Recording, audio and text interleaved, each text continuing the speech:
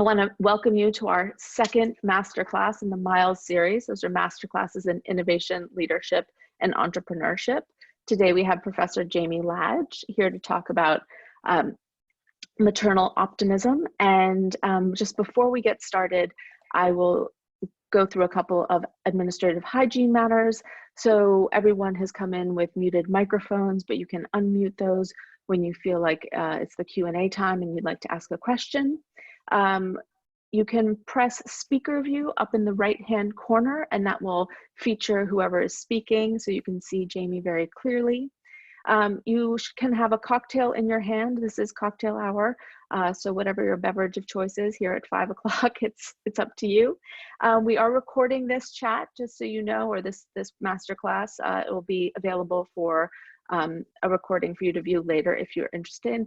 We also really encourage you to use the chat.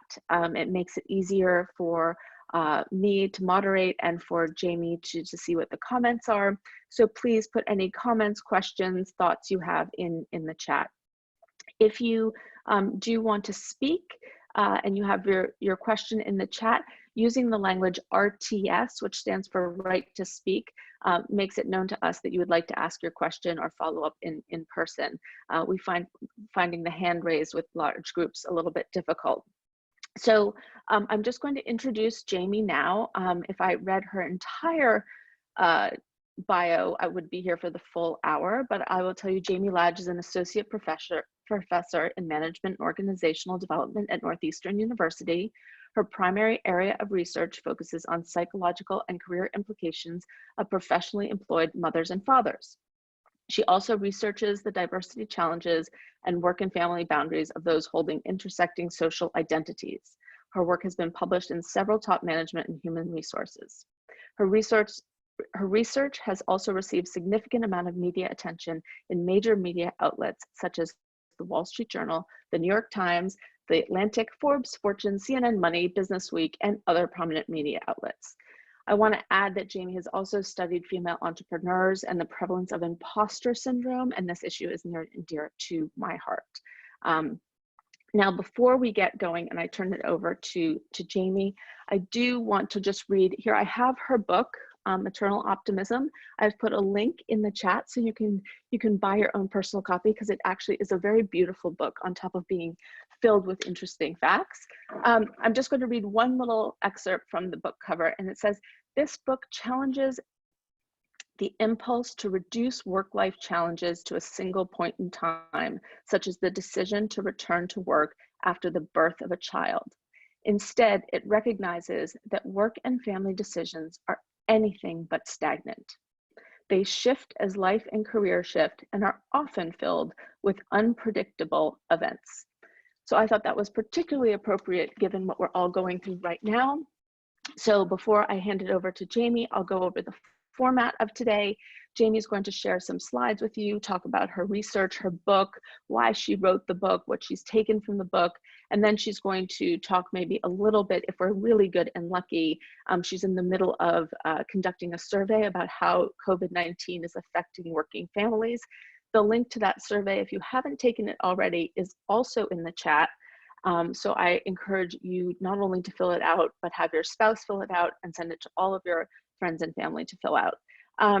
So Jamie will take us through that, and then we're going to have an interactive Q&A. I am Executive Director of Women's Entrepreneurship. I didn't introduce myself, actually. I'm Betsy Ludwig, and I will be asking Jamie some questions about how entrepreneurship can figure into a woman's career path and how she thinks about that. So without further ado, did I miss anything? Jamie, over to you.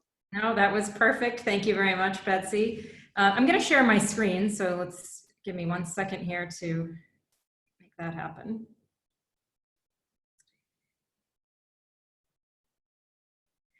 Okay, so thank you for having me tonight. I hope you all have a cocktail in hand or plan to have one soon. I'm going to talk a little bit about my book, but before I do so, I wanted to share my own personal work-life story, and it's a reflection of a lot of what we write about in the book, and the book is filled with lots of different work-life stories. In fact, every chapter captures a different story. And as I talk through my own story, I hope you'll think about your own work-life stories. And I think that these stories are particularly salient right now, as our work and our lives really are one and the same and can't really be separated. We don't have a choice in terms of what strategies we use with respect to our work and family. And so I think that story is being told whether we like it or not. And so we want to be the owner of that story. So first, let me just tell you a little bit more about my research. I've been an academic and I was in the business world long before I was in academia, worked in a wide range of fields, primarily in IT and consulting. And I worked for a couple startups before I went back to school and got my PhD. And I'll talk a little bit about that in a second, because that has to do with my own work life story.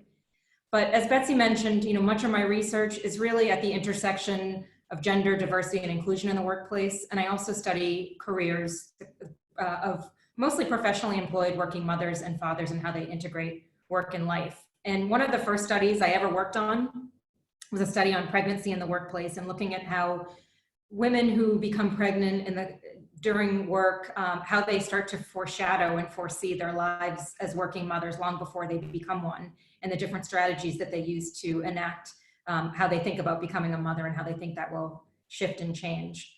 My dissertation was actually on women's reentry experiences coming back to work after the first child, and really was focused on how their working identity and motherhood identity intertwined. And for many years after that, I got a lot of questions from fathers saying, well, what about the men? What about fathers? You spend so much time focused on mothers. Fathers have to be part of the equation. And this is actually a picture from the Boston Globe that profiled one of my studies that looked at, actually, it's interesting how the media picks up on the studies you do, because what the caption of the article in the Globe was that involved fathers are happier at work. And this is a picture of Jason Manikas, who's a lawyer in Boston, and his daughter. And the reporter actually followed him all through from picking him. She went with him home from work one day, and then followed him home while he made dinner for his daughter, and his wife came home and until they put their daughter to bed. And so that was a good story to tell about involved fathers, because obviously the message here is that we want fathers to be more involved. We need fathers to be more involved, and nobody could have predicted what was going to happen, with this current pandemic. And so that involvement is more important than ever. I've also studied same-sex couples, and in particular, lesbian mothers as they become parents, which has a very interesting dynamic between the birth mother and the non-birth mother. Some of my other research is more theoretical in nature, but I've written a lot about how and we're going to talk about this in a little bit, but how the images that people have of working parents start long before we actually create our own identity about what it means to be a working parent. So because we have these expectations that we often tend to look to, right? What it means to be an ideal parent, what it means to be an ideal worker, those start to help shape and craft our own identity long before we can come up with one ourselves. More recently, I've done some work on intersectionality, looking at the experiences of Black women leaders and how they navigate both what we call hostile forms of intersectionality and also benign forms. So I can talk about that too if anybody has questions about that. And then, of course, more recently, my book, which talks about the different paths that working mothers go through as they transition through the different experiences of working motherhood. So the common denominator, and the reason why I spent all that time talking about my research, is I'm really interested in people's identities and how their identities are shaped and formed within particular contexts. Obviously, I'm mostly interested in the work context. And so all these things that I've studied around working parents, working mothers, working fathers, intersectionality, all is about people's identities and how they're shaped and structured within the organizations that we work in. So I thought I'd take a minute to tell you a little bit about my story. It's a lot longer than a few bullets here, but I will just tell you that when I reflect on my research and this research that I've spent the last 17, 18 years doing, I reflect a lot on my own personal experiences and the different choices that I've made that have all been wrapped around different work-family challenges. So when I was younger, my own mother, she actually loved not working. And then in the late 80s, 1987, when the market was not good and my father lost his business, she ended up going back to work and became a teacher. And she always complained about how she worked and she would rather be shopping and be doing other things. But it's funny because, you know, as she's now gotten into her older years, the things that she reflects on and talks about the most are very much revolved around her teacher identity. So it's not just being a mom and it was, or shopping. It was really about her identity and the career that she had created for herself, even though she says that it wasn't something that defined her, but I think it really was. And it often is difficult to not be defined by only one thing. So for me, because of that situation that happened with my family, I had a very extreme career ambition growing up. I always wanted to work. I wanted to work. It didn't matter how many hours I worked. I wanted to make a lot of money. That was my goal. In fact, I remember when I went to college, I went to Babson College undergrad. I was insistent upon going to a business school because that's where I thought I was going to make the most money. My mother left $100 grand candy bar on my bed on the first day. Of course, that amount means nothing in today's dollars, but to me, it was making a lot of money. So I never had to be in a situation that my family was in, where we were in some financial instability. And so where did that leave me? Led me to no balance in my early years, a lot of neglect with other things in my personal life.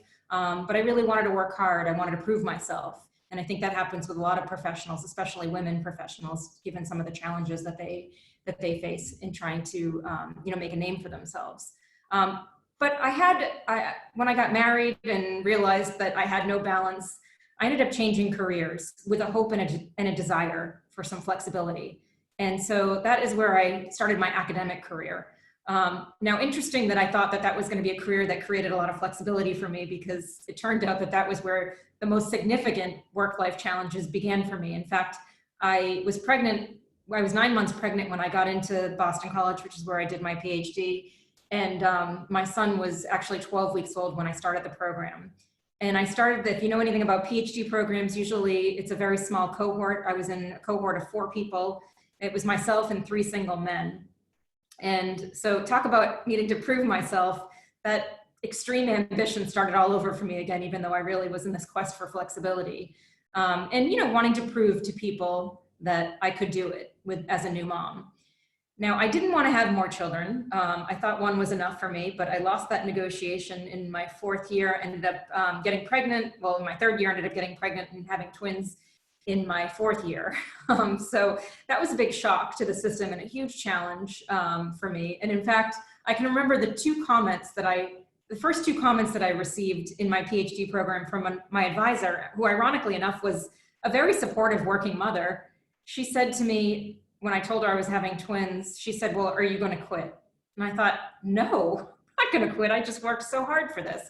Of course I'm not going to quit. But the second thing she said was that she had a friend who had twins and her hip split. So maybe she wasn't as supportive as I thought she was.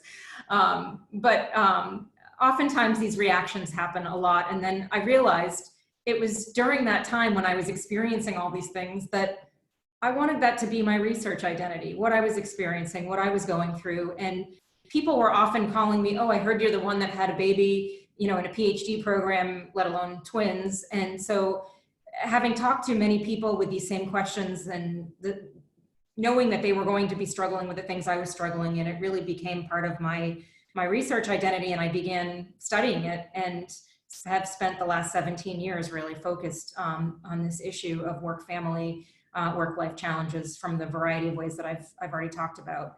And I want to also mention that I've also navigated a lot of different transitions, personal life transitions. I got divorced about 10 years ago. I was navigating that while I was going through tenure. And so I talk about these challenges because I don't think we talk about our challenges enough. And so I wanted to just pause for a second and hope that you'll all reflect for a moment on your work-life story. What is the story that you tell? Or what are the challenges that you face? And who do you tell them to? Who do you share them with? Who do you wish you could share them with? And then also wondering if you could reflect on how these challenges maybe have shifted since the pandemic began. Are you sharing any of these challenges more so with people, less so? And again, who do you wish you could share them with? So I see we have some comments. Betsy, I don't know if you can read them because I'm afraid if I click on it, I'm going to lose my screen. Well, I commented that I struggle with balance. I don't Oh, know if anyone else does, okay. but everyone should use the chat to maybe talk about if they have struggles or not, or what your challenges are. Jamie, I think what you said there was so interesting about leaving one career and hoping for more lifestyle. I also, left a career in finance to have more of a work-life balance so that I could raise kids. I still don't think I've mastered that balance. I think I'm very hard on myself, but that's what I struggle with. So I think someone else just wrote here that that fear that you're not doing well at work and not doing well at home, right? Like maybe you want to talk about that, because we all feel like that, like you're not doing anything 100%. And for those of us who feel like we do things 100%, coming to that realization that you just can't is really hard. Yeah, I'm glad that that was mentioned, because we are going to talk a lot about that. In fact, I'm going to talk about it in a second. So yeah, I mean, that's been my challenge. That's been my fear as well. And I think that that is an experience that a lot of people face, a lot of women in particular face, for a variety of reasons. Do you want to read a couple of the more chats before I move on? Yeah, I think someone said my mom definitely struggled with a full-time role and left to take on two part-time roles when my sister and I were young. So I think that's a struggle that we also see. And then Mary Beth also said that she rarely shares her challenges at work, and if she does, she's not sharing those with the immediate team and wishes she could. And that's also something that I can say. And I think, Jamie, you and I talked about this on our pre-call yesterday, is I forever have been working on this veneer around my own life, which is to kind of seem like I'm fully present at work, but then seem like I'm fully present with my kids. And so with this new COVID challenge, where it's so acceptable to have your kids running around in the background and everything, I still feel so uncomfortable with that, right? So, And so and one let's see. of the things I'd like to argue today, and I don't want to get too far ahead of myself here, is I hope that we can use, if there's any silver lining, I guess, in the challenges that we're all facing, and being at home, and really not being able to separate our work and family lives, is to be able to use this as an opportunity to share our stories. And I'm going to explain why we need to do that more so. And it's not just, I think, a gender issue, or for women in particular, but an important issue for everybody if we want to really tackle this challenge of work-life balance. So let me keep going, and then we can come back to this. The chat saved, so we'll go back to some of those Yes, reflection because points. we've been getting more very interesting comments, so we'll come back to that when Okay, yeah, so we're let's ready, come back maybe to in the Q&A. that. Okay, great. So I wanted to just talk a little bit about the things that often drive this work life. And I use the term work life. Actually, I should mention, I have a dash between the work and the life. And if anyone reads my book, you'll see that we use a slash instead of a dash. And one of the reasons we do that is that there's often been this debate in the literature about, well, if you use the dash, right, that really puts work at one end of one spectrum and life at the other. And they're not. Well, yes, you may have competing domains and competing devotions in each of those domains. You can have a really positive work life and a really positive family life, or vice versa. And they don't always have to be treated as separate things. Or they shouldn't be treated as opposite ends of the spectrum. So I think that's important to point out. So I'd say that probably the number one thing that's driven this conversation, which people have been having for many, many years, right, is this addiction, right? It's particularly in the US. I saw there's some people from the UK on the call. It's late, I know, for you all, so I appreciate that. But particularly in the US, and I think in most organizations, right, there's this drive, someone already mentioned it, the fear of not doing well. And a lot of that is driven by this idea that we have to work long hours, right? And that there's some relationship between good work and the number of hours we work. And of course, technology and globalization hasn't helped that. That just enables this work addiction. And then alongside that, these cultural norms that we have. And again, a lot of this is these ideal worker norms, somewhat are US based, although I've given talks similar to this in different parts of the world and even country, and it really doesn't feel that all that different. But this idea that, and like someone said, this fear of not doing well at home or our work really comes from these ideal worker norms, right? The most ideal worker is the person that is 1,000% committed to their job, or 1,000% committed to parenting, which implies that you can't have both, right? So that really is a function of societal and cultural influence. And obviously that gets infiltrated into our organizations, which is why we often have those norms that exist and persist in our organizations. The other thing is our stereotypes, right? Gender role in particular stereotypes, right? That the woman's role in the household should be this, the man's role in the household should be that. And so oftentimes these things drive the conversation. Who's doing more of the load at home? I'm sure many of you have seen, there's been a ton of articles that have come out in the popular press in the last couple of weeks about the effects that these stay-at-home orders have had, particularly on women, that they're now taking on even more of the burden of the household responsibilities. Although I will share some things, some insights to the survey, because I really got some very heartwarming comments about how parents, how couples were really sharing in the caregiving and helping with schoolwork with their children, and also allowing each other to get some work done. And then lastly, and again, this will vary by country, but social and organizational policies, right, have often driven this conversation, right? So what kind of policies do you have around maternity leave or paternity leave or flexible work arrangements or other types of paid leave, paid time off, sick leave, right? That's very salient right now in particular. And so these things have often driven the conversation. What I wanted to say was, you know, and now it's 1 through 4 of these items that I mentioned, which was already bad enough. And not that we didn't have all these other things before, but it's almost like all of this stuff on steroids, because now everybody's working from home. There's a lot of stressors around job and financial security, mental health concerns, you know, child and marital well-being, and so much more that we're all dealing with. This work-life conversation has basically exploded. And it's funny because for every one individual, I think, that's taken my survey, there is an additional survey out there. I think every academic on the planet is focused on this issue. Every academic, at least in my space, is focused on this issue because it's so important to talk about, and there's no shortage of things that people have to say about this, particularly now.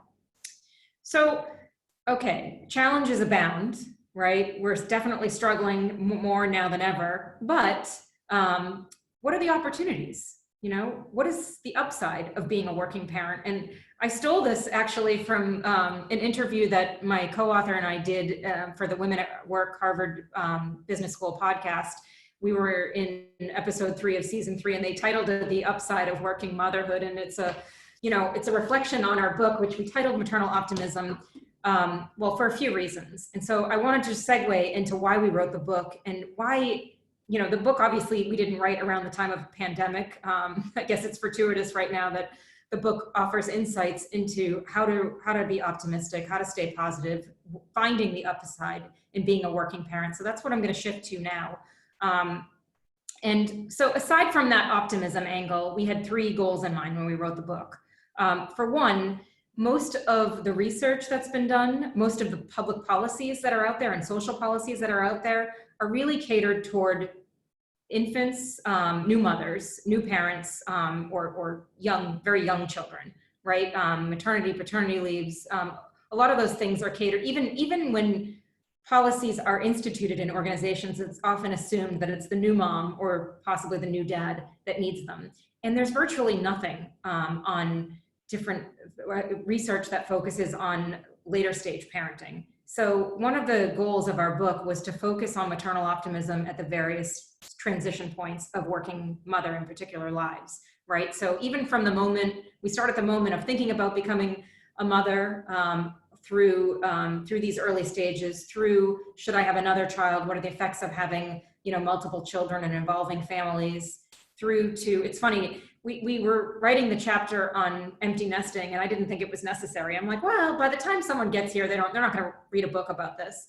And then after we wrote it, I said, wow, I wish I had this book before I even started, or this chapter before I even started writing or reading or having children, because if I could fast forward and just see some different examples of what people have done throughout the course of their lives and maybe how their lives have shifted through the various transitions, it might help me be a little bit more positive about the things and choices that I've made. The other thing we focus on in the book, and we try to differentiate from other books on working mothers, is that there's no one right path, right? There's no one size fits all. There are multiple paths. that you can take. And the path that I take might be very different from the path Betsy took, might be very different from the path that Mary Beth or Dina took. And there's no one right way. It's a very individual thing. And so if you can remember back to when I started, I like to focus on the individual. I like to focus on identity. That path is based on your own identity. And you know what? The path that you take may not be end up being the right path for you. And there's multiple paths that you can choose at different stages. And so that's really what we try to focus on. And then finally, again, back to that silver lining, that optimism angle, which was really at the heart of thinking about, you know, all these different stages, these different options for different paths, and finding a way to forge your own path that makes sense for you.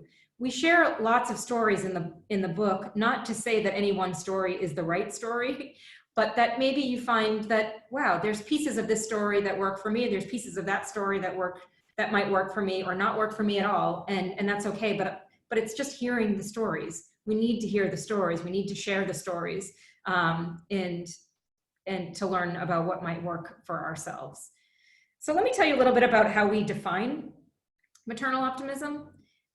So one is this is an adapted version of a scale that looks at life orientation, but this desire or willingness to see the positive in conditions in external conditions where we're combining work and family, or combining motherhood with paid work, right? With the expectation that something good will come out of it, as opposed to the expectation that something bad will come out of it.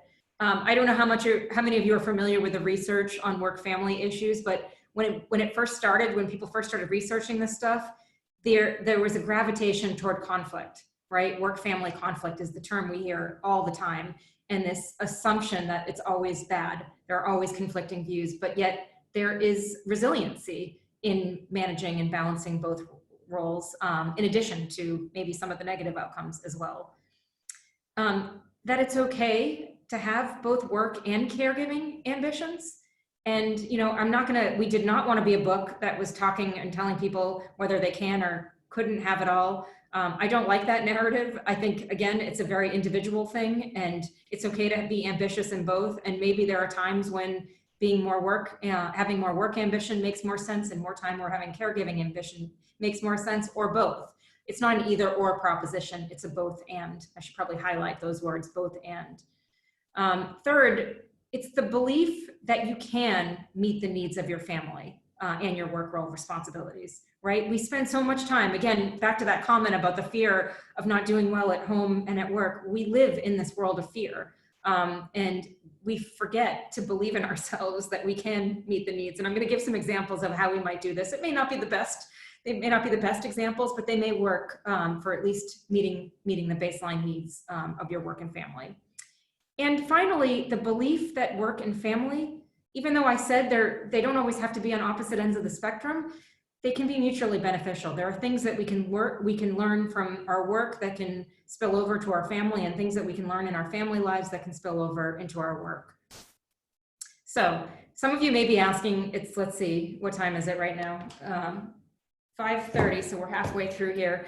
You may be asking, maybe your children are unruly, they're tired, they're cranky, maybe you are. Is maternal optimism even attainable?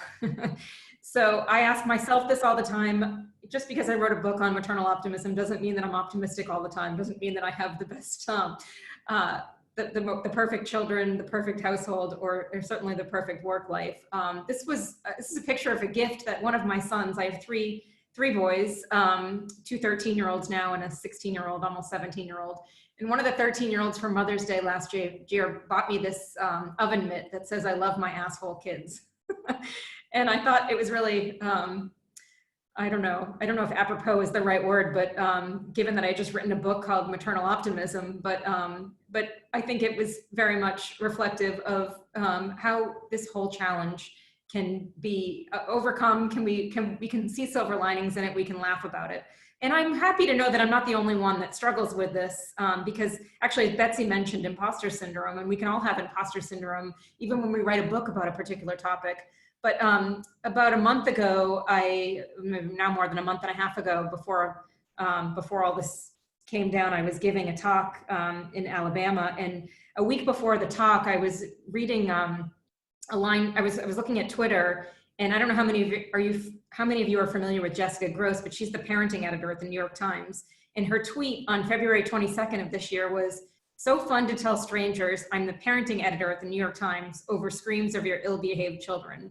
So I thought this was very similar to my oven mitt, and how we all feel that maybe we may feel at times it's not attainable, but we can still have optimism, we can still have hope, and there's always resiliency in everything that we do. So I want to just talk a little bit about what the book emphasizes in terms of maternal optimism, and then I'll stop talking and leave it to Q&A. But there's three primary things that we really try to focus on when you think about, well, how do you build resilience, and how do you think about optimism, especially in a time like now? And I'll touch on some of these things. A lot of this comes from my prior research, which is where you see the citations down at the bottom of each of these boxes. But one is about having confidence and a sense of pride in not just being a good mother and a good professional, but being a good working mother, right? And pride is often something that, and I've done some research on this, that shows that often women will say, I feel a sense of pride that I am doing it all. Maybe I'm not doing it the best all the time, but that I'm doing it all. And the idea that you can be a role model to your children, to others who maybe are thinking about getting to the point where you're at. So it's the sense of role fulfillment. The second piece is we can't do this alone, right? And this is why telling our stories is so important, right? We need social support, and it's not just social support at home, it's social support at work, right? We need colleagues, we need managers, we need leaders who are supportive, who we can share. If you asked yourself, why are there people I don't tell my story to? It might be that we perceive that they're not supportive. And so there might be reasons why we're perceiving that. We may have to think about that. The idea of co-parenting, and this has to start early on. And the idea of having family friends. I know we can't be very close with our family friends in our community right now, given social distancing rules, but we can certainly do that virtually by even sharing our stories or talking to each other or venting or having a glass of wine or whatever that is.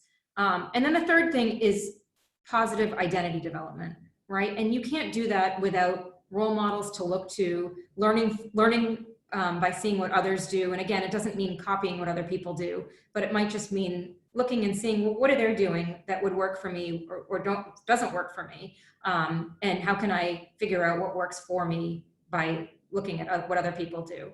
And how do you do that? We use this term identity play partners as a term that basically just means you can try things out with people, and you don't have to do it with everybody. It's not something that you wake up one day and say, I want to be like this.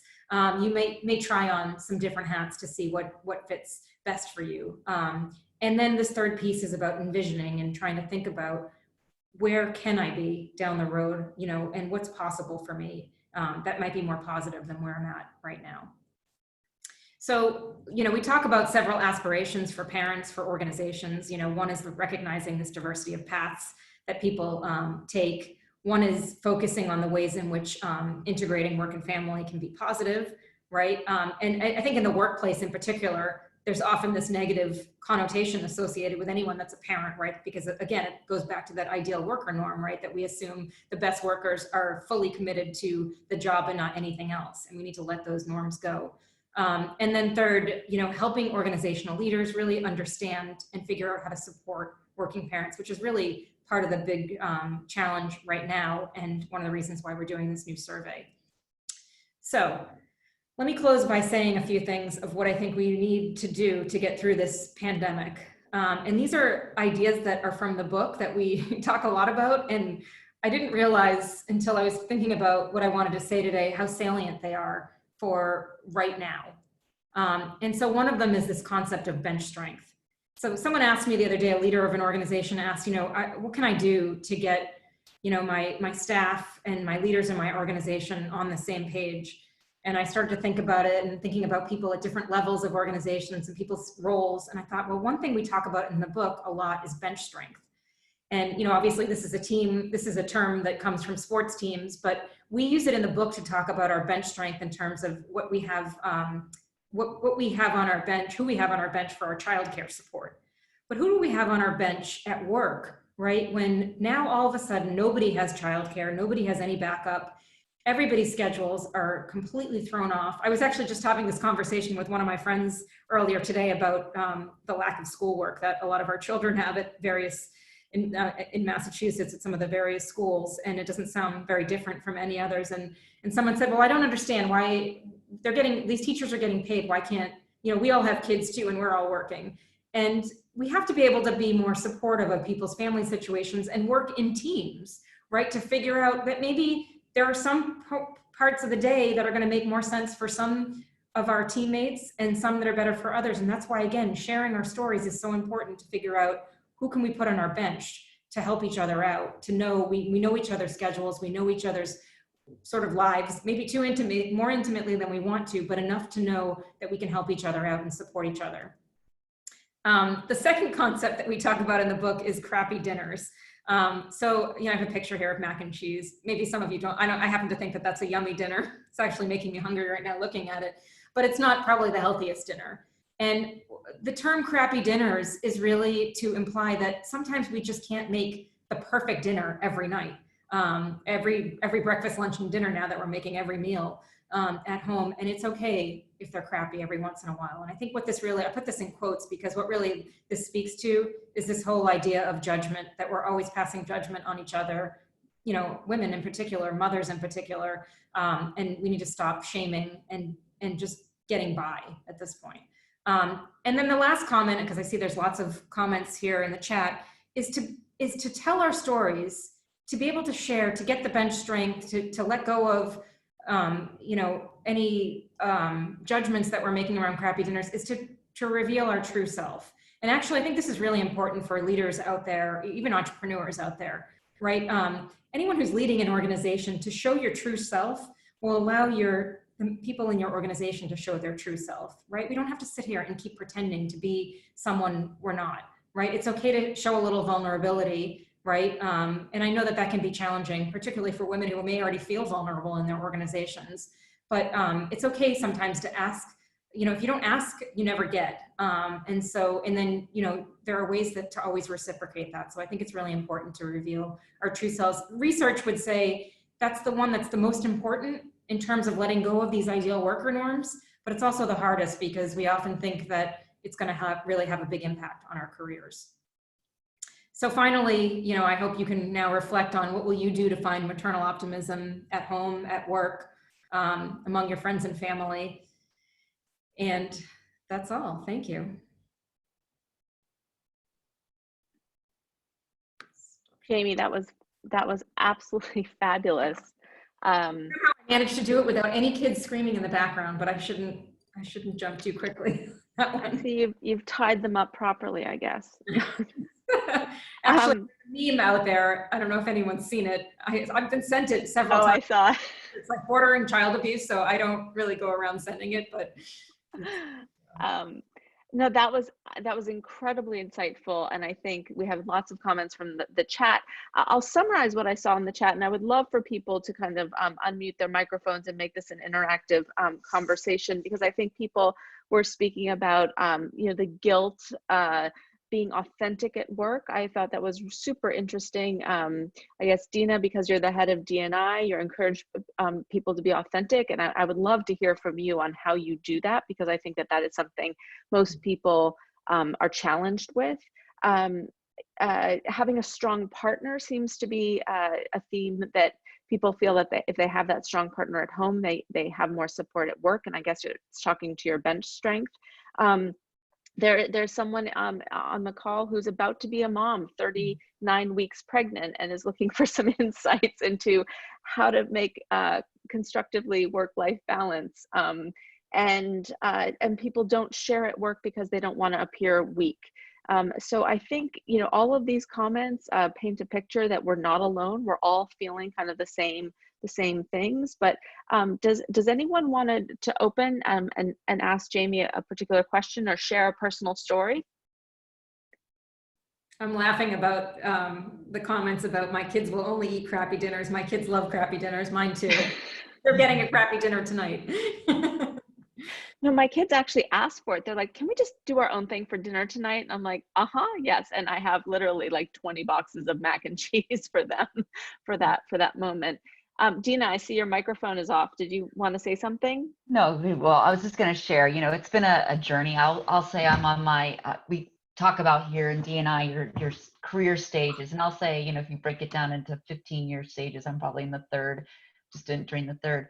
But it's been in a journey, because I totally related to Jamie in, the first years of my career being totally a workaholic, and my husband was probably the balance of that. I'm married to a Brit, so I don't know if that plays into it, but he's always been my partner at home. So that has enabled us to, for me to be able to do the things that I do. But in reflection, and maybe it's as I'm entering, just turning 50 and looking at the career, I feel more confident to kind of share my story. I look back, I've got 2 teenage daughters. I've survived through that mid-career trying to grow up. But, I didn't share my story. It was a lot, or I shared it with my friends, or maybe I shared it with my female colleagues, but I didn't share them with my managers until I had, some really strong female managers that were role models.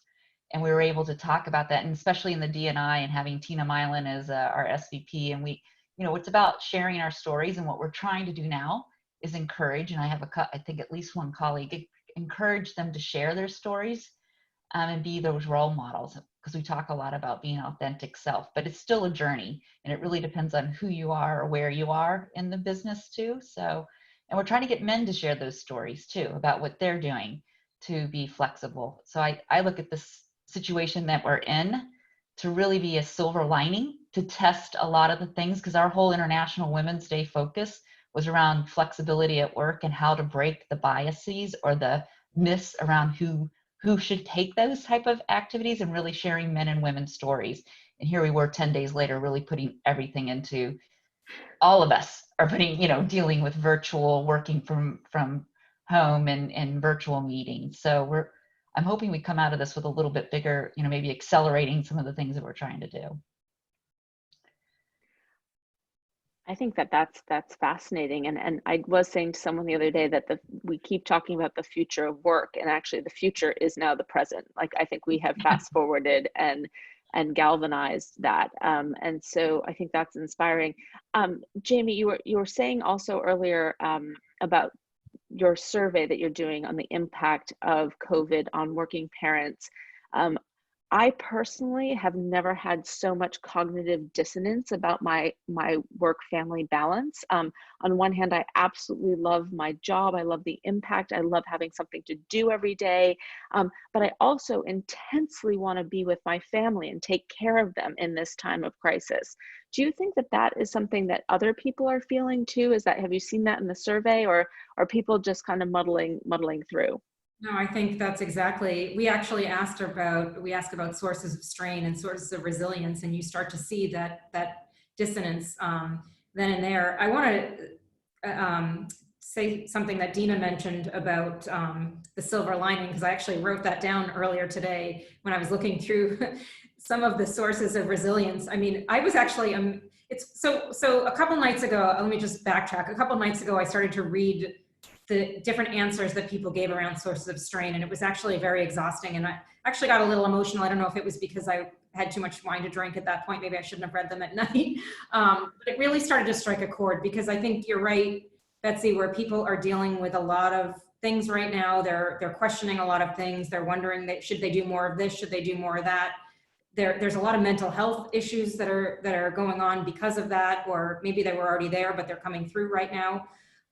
But then at the same time, they're seeing people in their household really step up. I don't have that here yet, but I have optimism that it's happening in other households. The silver lining around, I see a lot of people commenting, well, now my husband kind of gets it. He sees everything that I've been doing, all the things that and my kids get it, and they see, so it's not, we talked about sharing stories at work, but I think even at home, having your significant other, your partner, your spouse, your children see your work really intimately and involving them in it to some extent. And the silver lining is that maybe that there's going to be some acceptance. There's going to be a shift that will happen where people will start to say, you know what, I get it. I get what you're going through. Let's figure out how we're going to really share the caregiving, how we're going to support people. And people have I saw some really interesting examples of how people were sharing the responsibilities. Like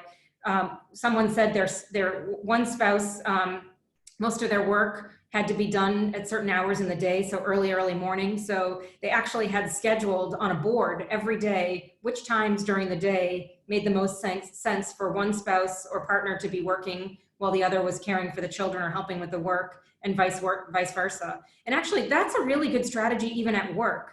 I've seen this strategy used in organizations. I can't remember what the title of this article was, but it was in the Wall Street Journal, and it was about a CEO who actually had a whiteboard and he put his work-life schedule on the board, and he encouraged his team members to do the same thing, so people knew where they were at different points in the time. And I thought that was really amazing, you know, to be able to, again, it's that sharing of it's maybe not the whole story, but it's sharing, this is what's going on for me, and it's acceptable that we have a life outside of work, but let's figure out how we can help each other out. And I see that happening a lot at home right now too, so I think that's the silver lining, I hope. That's excellent. So I want to just mention one other thing, actually. I saw in some of the chats, someone had to run because they have a toddler that's potty training. You mentioned someone that is pregnant right now. Someone mentioned they had older kids. You know, my kids are teenagers.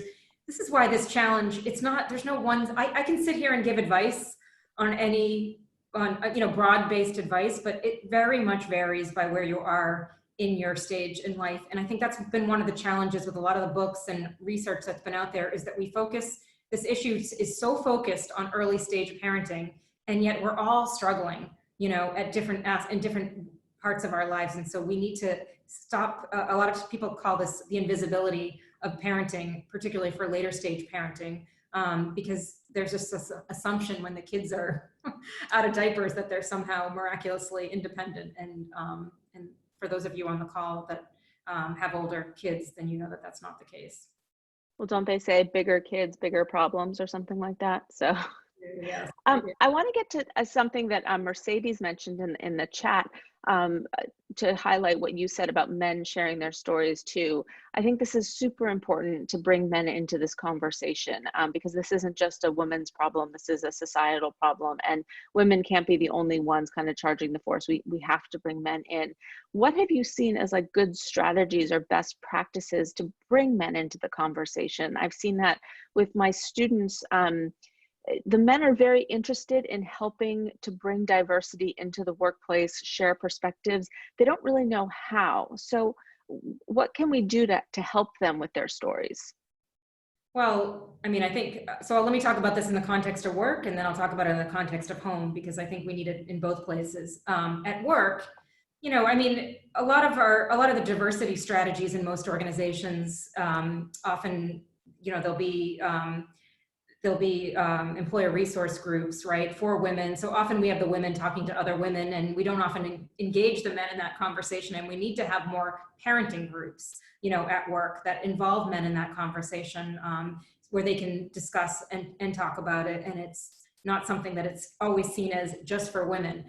It's funny, years ago, I was involved in, we had a committee that was looking into work-life balance for faculty at Northeastern. And actually it was very early in my career at Northeastern, and I wasn't even supposed to do service, but so they asked me to be on the committee, and I couldn't imagine not being on it because that was just so near and dear to my heart.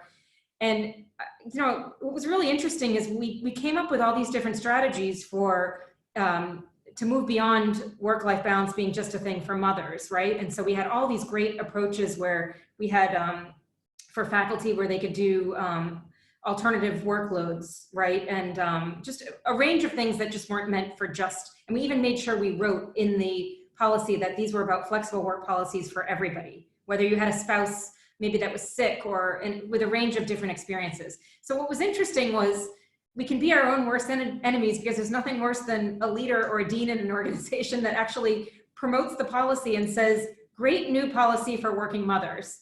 And yet the committee worked so hard to make sure that it was a universal policy. And so we have to just keep reinforcing that policies that we have in organizations, that practices we have in organizations are not just for working mothers, and men need to take them. And you start to see now lots of examples of men in senior leaders in organizations that are starting to take advantage of these policies. And I hope this is an opportunity for them to write about their experiences too. I hope reporters out there will start writing about men's experiences and not that they shouldn't focus on women, that's not the goal here, but to share men's experiences too, because I can tell you right now from this survey that men are struggling just as much as the women. I will just share a funny anecdote from when we did this father's research years ago. We did interviews. And so one of the interviews, I didn't conduct the interview, but I was reading the transcripts after, and I was really struck by this one guy who perceived himself as someone that was very egalitarian, was sharing everything in terms of all the childcare at home with his wife. But he was very honest I don't think he would have said this to me, because the other interviewer was a man. I don't think he would have said this to me in the interview. He said, to be honest, I'm doing way more than I thought I was going to be doing. And so here on the surface, you have men who are very involved at home, and it's wonderful and great, but they don't think they should be doing it. And again, that goes back to these ideal norms, these gender stereotypes that are so pervasive, and we need to figure out a way to let those go.